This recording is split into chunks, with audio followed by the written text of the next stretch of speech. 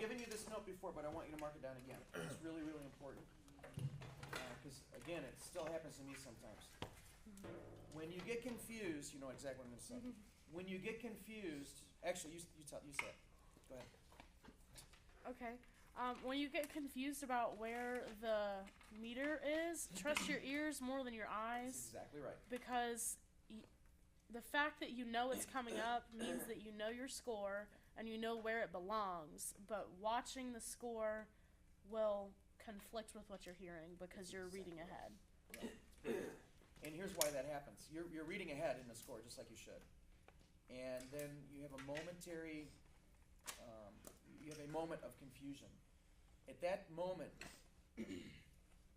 realize that you're confused, and then listen louder than you do anything else. Listen louder than you think.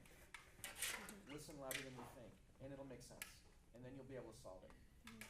Yeah, thank you for that. It's great. Okay, continue. Lindsay, you have some abrupt tempo changes right around A and stuff.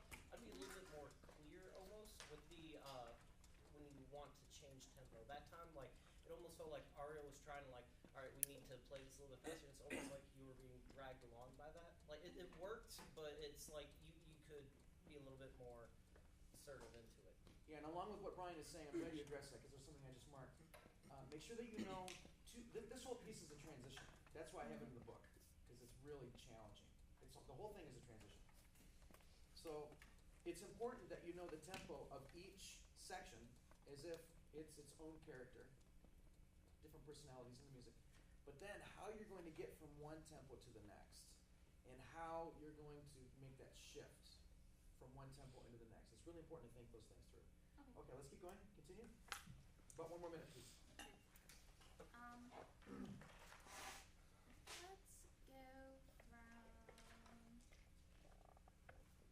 Do you have rehearsal letters? Yes. Yes. Can we go? No. Let's go from C. One bar before C is better. One Or bar. upbeat to 2 bars before C is even better. Give Andrew some more love. You're giving Brady some good attention, but you're kind of just ignoring Andrew. So put your ears on the percussion and listen to the phrasing that you want. Okay. Okay? Make sure that you show up. Upbeat to 2 before C, and off we go.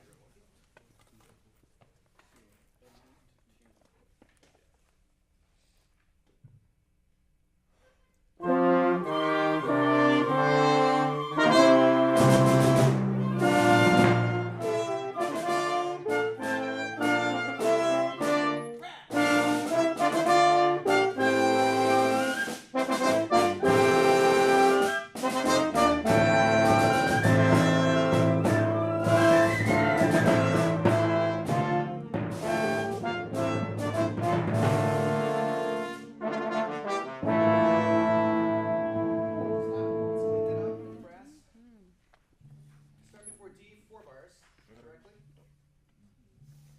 Look at your downbeat. 4 before D directly. Look at your downbeat. So you're giving timpani a really big downbeat, which also serves as a gesture syncopation for the brass. Now look at 3 bars before D. Think about why the brass did not play together. Think about what you did not show and what you will show and when and why. Does it make sense? Off you go. 4 before D.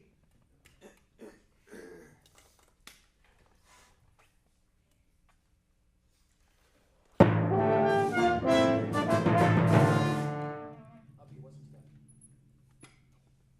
Use both hands. Okay. Okay? And this is the 4/4 right after the 2/4. Yes. Okay.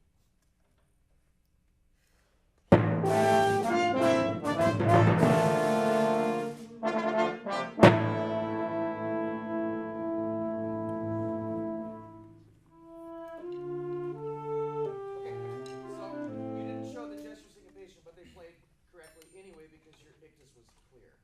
Okay. So you solved it in a different way than I would have solved it, but you solved it. The conducting is secondary to the sound. There's lots of ways to conduct certain things. The sound always comes first. If you get the desired effect, then that's great. However, we don't know when to release the sound before D, and we don't know how to Oh, okay. lead into D. So let's just do it one more time, then we have to stop. Okay. 4 bars before D. Thank you.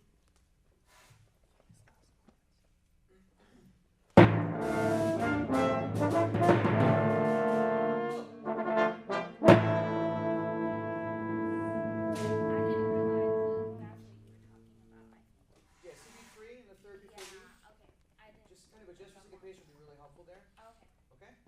And the trumpet is still late, unfortunately. 4 bars before D, upbeat. Notice? So he needs a little bit more attention. Okay. Okay? Okay.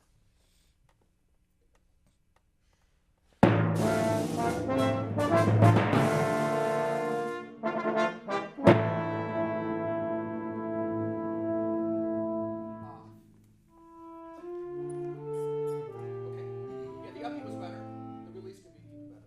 Okay. Okay, so these are some things to work on. More specificity through the big picture. Because you don't want to stop and talk and all this. You want to conduct big picture. When you conduct big picture things, that's when you conduct specifics. So that you don't have to stop and talk. Okay. Does that make sense? I don't think that registered in you. I think, Yeah, I you think- were, you should never blanket conduct. I mean, at a concert, if you're working with really great players, you can blanket conduct, get out of the way, let them play. Or do the opposite, depending on what your approach is, depending on what the players might need. But if you're working on big picture issues within a rehearsal, your conducting needs to be specific so that they trust you through the conducting in real time without you having to stop. Okay, Brian? One of the big things that I'd say is working your freehand. A lot of the times is like here, Yeah, I know. and it's there's just so much information that you could give, like with what kind of sound you want, with cues and stuff. And you had some of it. I could see that you were trying and stuff. The flutes would have something you'd go like this, but it was kind of like you were like a little bit, you know. So just like really like relax when you don't absolutely need it. Like it can sort of be down at your side, just kind of. But like, don't be afraid to bring it up and be like, okay, trumpet, even though I'm still conducting with your right hand, and then flutes, yes, I like that, and then good job, you guys. You know. Okay. Alright, that's the big thing. Before we take more comments, Miranda, did you conduct yet? I conducted on, Did you have a clinic person? I have a clinic. Okay, good. Okay. So you're next. Oh, Okay, you're on deck. Other comments, please? Okay. Bear with me for a second. Okay. Conduct the first note of the piece that I play to me right now. Like the very first bar. Just conduct, like start it off.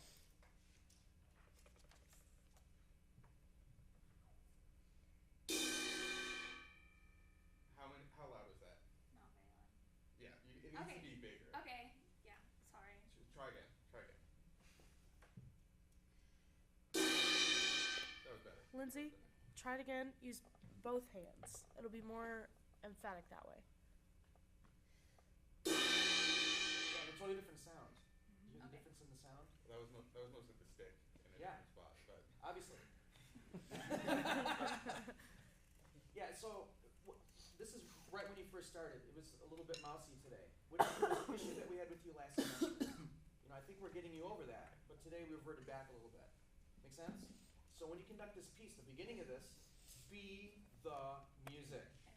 Okay? Yeah. Other comments, please? Great. It's gonna be another one of those things that I say. But one thing. Bradyism? yeah. We'll make a T-shirt. It'll be great. One thing that I do is, you know how remembering works. Like you remember the past. Well, try and remember the future of when you've already played this, and like remember that this was good. And then you already know how that feels, and then it's like it already happened. Okay. That's And then- interesting. I like it. Yeah, and then you just roll with it. it's like a visual. Actually, it's interesting Brady says this because I do that all the time when I conduct. Oh, I know you do. Okay?